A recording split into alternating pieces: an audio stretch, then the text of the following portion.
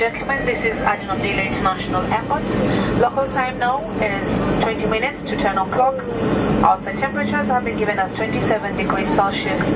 For your safety and comfort, we recommend that you remain seated until the aircraft has come to a complete stop and the seatbelt signs have been switched off. Be careful in opening the overhead lockers as contents or luggage may have moved in the flight and might